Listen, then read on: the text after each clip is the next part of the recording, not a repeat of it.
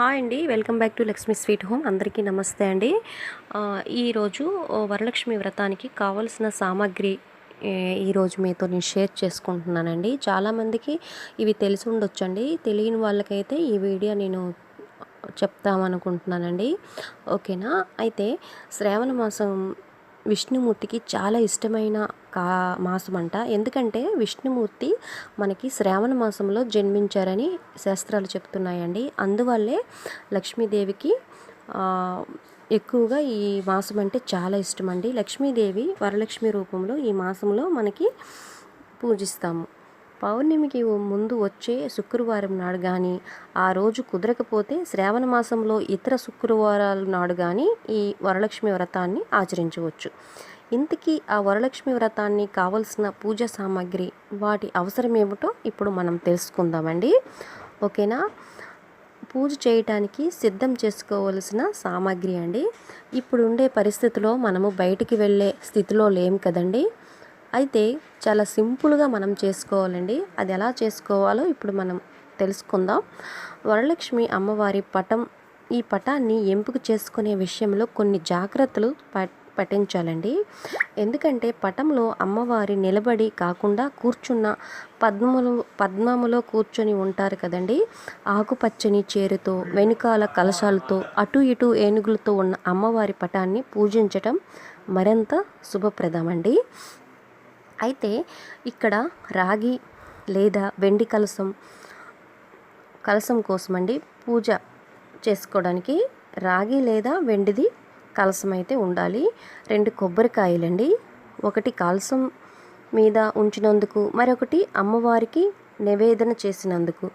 2 jacket ముక్కలు, ఒకటి కలసం పైన ఉంచినందుకు, మరొకటి అమ్మవారి చీరతో పాటుగా వాయినముగా ఇచ్చినందుకు. ముత్తేదులకు కూడా జాకెట్ ముక్కని వాయినంగా ఇవ్వాలనుకునేవారు తమ శక్తి కొలది జాకెట్ ముక్కను ముందుగానే కొనిపెట్టుకోవాలి. ఓకేనా? అయితే 2 పీటలు, ఒకటి అమ్మవారి పటానికి ఉంచినందుకు, రెండవది కలశాన్ని స్థాపించినందుకు. ఇంట్లో ఒకే పీట ఉంటే కనుక కలశాన్ని ఉంచినందుకు అరటి ఆకులో లేదా విస్తరాకులో కూడా బియ్యం కొంచెం పోసుకొని మనం కలశాన్ని పెట్టుకోవచ్చండి.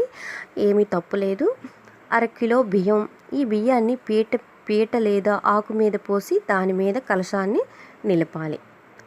1/2 కిలో శనగలండి, అమ్మవారికి ముత్తేదులకు పంచినందుకు. వీటిని ముందు రోజే రాత్రే నానబెట్టుకొని ఉంచుకోవాలి.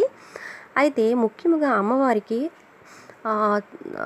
ఏలకలతో, మిరియాలతో చేసిన పానకం అంటే చాలా అమ్మవారికి ఇష్టమంట. అలాగే పానకంతో పాటు వడపప్పు, చలిమిడి కంపల్సరిగా చేయాలండి. ఓకేనా? పెసరపప్పు అమ్మవారికి వడపప్పుగా నైవేదించాలి. ఓకేనా? అయితే కంపల్సరిగా ఇడి పువ్వులు అమ్మవారికి 5 రకాల పువ్వులతో ఆచరిస్తే మంచిదండి. 5 రకాలు కుదరని పక్షములో కనీసం తెలుపు లేదా ఎరుపు రంగులో ఉండే పూలని అందుబాటులో ఉంచుకోవాలి. 2 పూలమాల ఉండాలండి అమ్మవారి కలశానికి, చిత్రపటానికి వేసినందుకు. ఇవి తెలుపు లేదా ఎరుపు రంగు పూలతో అల్లి ఉంటే మరీ మంచిదండి. ఇంకొకటండి, అమ్మవారి కలశానికి పీట అద్దినందుకు, అమ్మవారికి తాంబూలతో ఇచ్చినందుకు పసుపు కుంకుమలు కంపల్సరిగా ఉండాలి. 2 డజన్ల గాజులండి అమ్మవారి ముత్తేదులకు వాయనము ఇవ్వటానికి. ఓకేనా? చీర అమ్మవారి పూజలో ఉంచినందుకు ఒక చీర. ఇది ఆకుపచ్చ, తెలుపు, ఎరుపు లేదా పసుపు రంగులో ఉండే కలర్స్ అయితే మంచిదండి. నలుపు ఎట్టి పరిస్థితుల్లో పెట్టకూడదండి, శుభప్రదం కాదు. ఓకేనా? గంధం అమ్మవారి పటానికి, ముత్తేదులకు ఉంచినందుకండి 3 డజన్ల తమలపాకులు. అమ్మవారికి, కలశానికి, ముత్తేదులకు ఇంకా మనము దక్షిణ తాంబూలాలు ఇవ్వడానికండి 2 డజన్ల చొప్పున అరటిపళ్ళు, ఖర్జూరాలు, వక్కలు, చిల్లర నాణేలు, పసుపు, కుంకుమ ప్యాకెట్స్ ఇవన్నీ తమలపాకులో ఉంచి దక్షిణ ఇచ్చినందుకు కావలసినవండి. మామిడాకులు ఇంటికి తోరణముగా కట్టుకోవడానికి, పూజ గదిని అలంకరించినందుకు, కలశంలో ఉంచినందుకు కావలసినవన్నీ మామిడాకును అందుబాటులో ఉంచుకోవాలి. అయితే ముఖ్యంగా పంచామృతం ఉంచుకోవాలండి. పంచామృతం చేయడం కోసం ఆవు పాలు, ఆవు నెయ్యి, ఆవు పెరుగు, తేనె, పంచదార. అమ్మవారికి నివేదించినందుకు మన శక్తి కొలది పిండి వంటలు చేసుకోవాలండి. ఇవి కాకుండా ఇంట్లోనే ఉండే ఈ సామాగ్రిని కూడా పూజకి ముందు అందుబాటులో ఉంచుకోవాలి. అమ్మవారికి ఇరువైపులా వెలిగించడానికి 2 దీపారాధన కుందులండి. దీపారాధన చేయటానికి ఒత్తులు అమ్మవారికి తామర ఒత్తుతో చేసిన దీపారాధన అంటే చాలా ఇష్టమండి. కాబట్టి పత్తి ఒత్తులో పాటుగా తామర ఒత్తిని కూడా కలిపి వెలిగిస్తే మంచిది. ఆచనం చేయడానికి పంచిపాత్ర, ఉద్దిరిని, ఒక పళ్ళెం, హారతి ఇవ్వటానికి హారత పళ్ళెం. ఓకేనా. నివేదన చేసే సమయంలో మోగించినందుకు 1 గంట.